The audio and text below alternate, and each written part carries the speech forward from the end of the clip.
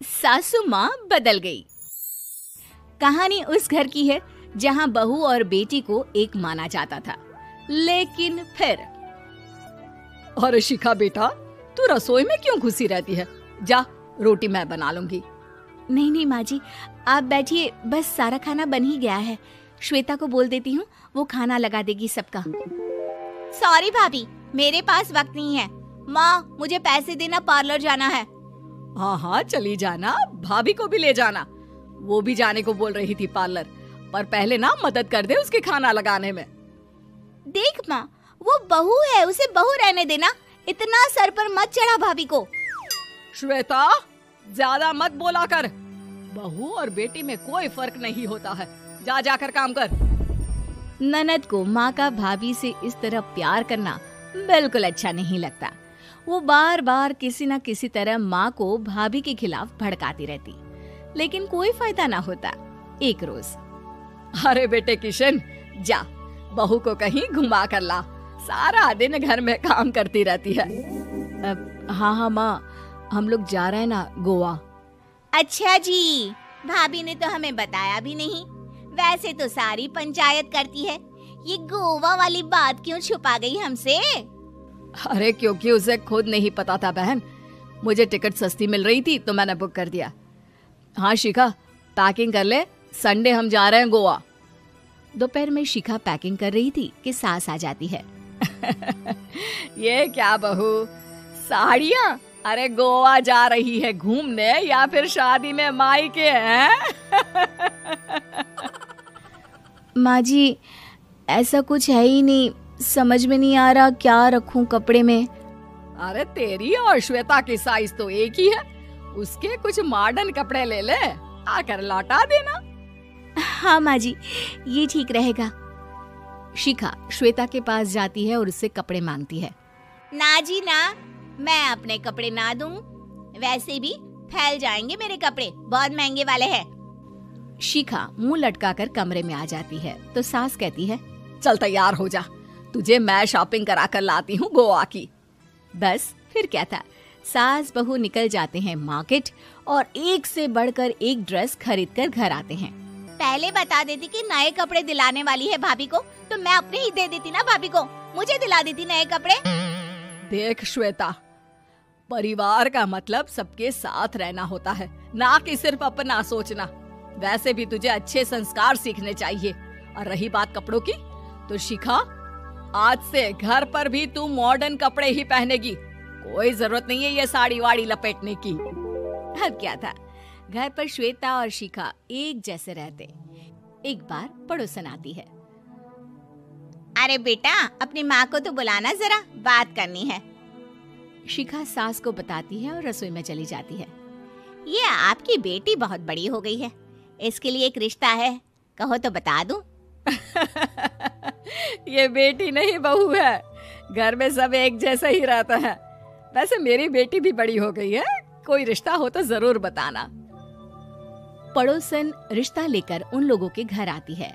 तब श्वेता की होने वाली सास कहती है, तो ये घर है, कितने मंजिल का है? और ये बहू ने आपकी क्या पहन रखा है, जीन्स टॉप? अरे भाई, साड़ी वाड़ी नहीं है क्या इसके पास? देखिए, सर्दी है तो साड़ी में बहू कैसे मैनेज करती, वैसे पहनती है साड़ी भी।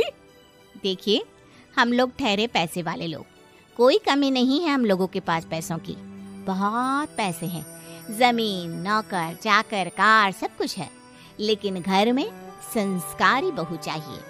समझ रही हैं ना आप? सास कुछ कहती कि श्वेता बोल पड़ती है, हाय रे, नौकर चाकर से लेकर जमीन, कार, पैसा, हाँ हाँ, मुझे रिश्ता मंजूर है मुझे। अरे रुक जा श्वेता, मैं बात कर रही हूँ ना।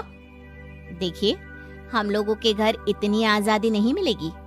अरे हाँ कर देना माँ, हाँ कर दे जल्दी से। सास क्या करती, बेटी की शादी ऐसे घर में कर देती है जहाँ ना उनके विचार मिलते हैं और ना ही आचार। शादी के बाद एक रोज फोन पर, श्वेता बेटा, एक बार घर आ जा, बहुत दिल करता है तुझे देखने का। माँ, वो घर पर बहुत काम होता है, कैसे आऊँ? बड़ा घर है, लेकिन आने जाने वालों की लाइन ही लगी रहती है। बेटा मैं तो जानती थी उस घर का हाल, लेकिन तू ही नहीं मान रही थी। माँ देख, हर घर का यही हाल है। तेरी बेटी को यहाँ घूंघट हटाने की परमिशन नहीं है और एक तरफ भाभी स्कर्ट पहनकर घूम रही है। बेटा मुझे क्या पता था कि मेरी बेटी को ससुराल के नाम पर पिंजरा मिल जाएगा। अच्छा माँ, फोन रखती हूँ, सास को गर्मा गर्म रोटी खिलानी है। तुम लोगों की तरह नहीं कि एक रोटी बनाओ, एक सब्जी बनाओ, फिर सारा दिन फ्री होकर घूमो। सास फोन तो रख देती है, लेकिन सोच में पड़ जाती है कि एक तरफ बेटी जिसे कोई आजादी नहीं, वहीं दूसरी तरफ बहू जिसे देखकर लगता ही नहीं कि उसकी शादी भी हुई है। अगले रोज। शिखा, अरे ओ शिखा। हाँ माँ, क्या हुआ? कुछ चाहिए आपको? मैं जिम जा रही थी। जिम के कपड़ों में बहू को देखकर सास को घूंघट में अपनी बेटी का ख्याल आता है। देख बहू, घर में बहू की तरह रहा कर। इतने टाइट कपड़े पहनकर जिम जाना पसंद नहीं मुझे। जा जाकर रोटी बना। रोटी? माँ अभी तो शाम के 6 बजे हैं, इस वक्त रोटी? अब क्या मेरे खाने पीने पर भी पहरा है? अरे जब मर्जी तब मैं अपने घर में खा भी नहीं सकती क्या? बहू को अजीब लगता है।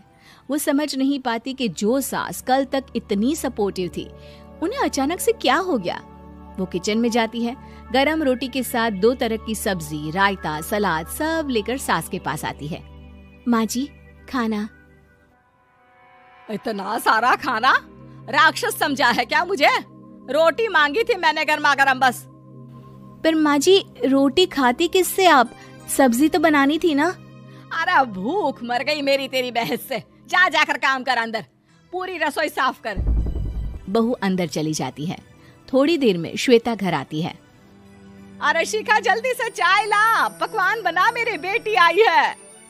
अरे नहीं नहीं माँ, ड्राइवर बाहर खड़ा है। मैं तो घर का कोई सामान खरीदने के बहाने यहाँ आ गई हूँ, मुझे जाना होगा। अरे बेटा, पर कितने दिनों बाद देख रही हूँ तुझे, रहने आ जाना 2-4 दिन के लिए। आ जाऊंगी माँ, जब मेरी सास मरेगी तब। मैं तो रोज मन्नत मानती हूँ कि मेरी सास मर जाए तो अच्छा है। अच्छा चल, जा रही हूँ माँ। हे भगवान, कैसे कैसे दिन देखने पड़ रहे हैं मेरी बेटी को। सास अंदर जाती है, जहाँ श्वेता की जिम वाली सहेली का फोन आया होता है। क्या बात है, आज जिम नहीं आई? अरे पता नहीं यार, आज माँ को क्या हो गया अचानक। पर खैर कोई नहीं, लगता नहीं कि मैं अब जिम आ पाऊंगी। शिखा स्पीकर पर बात कर रही थी, जिसे सास सुन रही थी। यार ये सास ना होती ही ऐसी है। मैं तो कहती हूँ बुढ़िया जल्दी मरे और तू आराम से जिए। शिखा को सहेली की बात पर गुस्सा आ जाता है। माँ के मरने की कौन सा बच्चा दुआ मांगता है मोहिनी? आगे से ऐसी बात मेरे सामने मत करना। हमारे घर की शोभा ही माँ है। क्या हुआ जो थोड़ी सख्ती दिखा रही है? उसमें भी कोई ना कोई उनकी भलाई ही होगी। मैं तो कहती हूँ भगवान मेरे जैसी सास सबको दे, जो सिर्फ माँ की तरह है। सास वाली तो कोई बात ही नहीं है उनमें। सास ये बात सुन रही थी। उनकी आंख में आंसू आ जाते हैं कि क्यों वो बेटी की किस्मत में बहू को भी भागीदार बना रही थी। शिखा, अरे ओ शिखा, क्या हो गया? जिम नहीं जाना क्या?